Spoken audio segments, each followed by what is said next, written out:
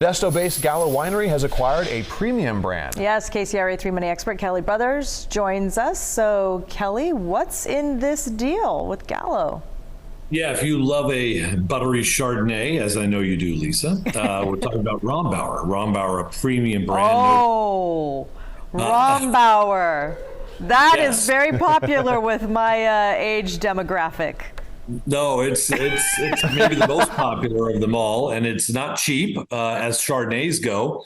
And that whole brand has now been purchased by Gallo. Don't worry, they're not gonna make a jug wine out of this. They're gonna keep the Rombauer label, the brand, everything.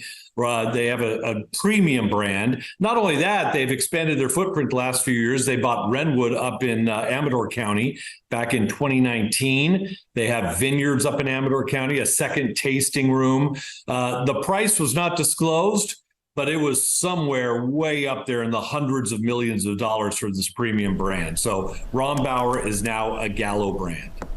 Consolidation. Let's talk about restaurants. One familiar property in Sacramento listed for sale, and another familiar name is closing a location. That's right. Well, Buca di Beppo, they're on Howe Avenue. They're staying put. As a matter of fact, they have a lease through 2029. They've already been in business for over 20 years, believe it or not. But the property is up for sale. So they're looking to sell the property while I think there's still 6 years left on that lease. So, but that restaurant will remain.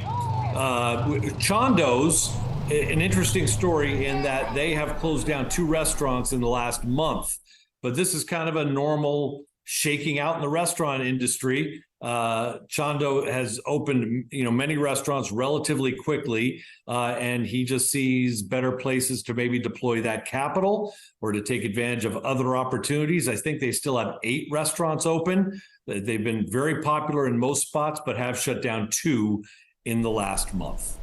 It is interesting. Yeah, he said they're just making changes, nothing to worry about. Yeah.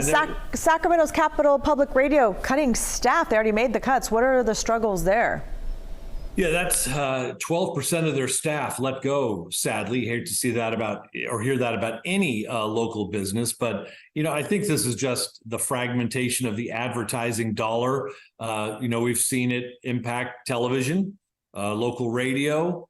We have SAC Magazine basically has gone away after this month. The assets were purchased by SacTown, but Sacramento Magazine was a mainstay here for a long, long time. It's gone basically. We all know where these advertising dollars have gone. I mean, we know about, Google and YouTube and Facebook and Instagram, but you might not even think about the fact that Amazon in their last quarter sold $10 billion worth of advertising. So that's $40 billion annualized over a year. Those are all folks who would have been on local TV, radio, or publishing 20 years ago. But now there's just many more options. Those dollars have become fragmented, and Cap Radio, I think, is just adjusting to that new reality.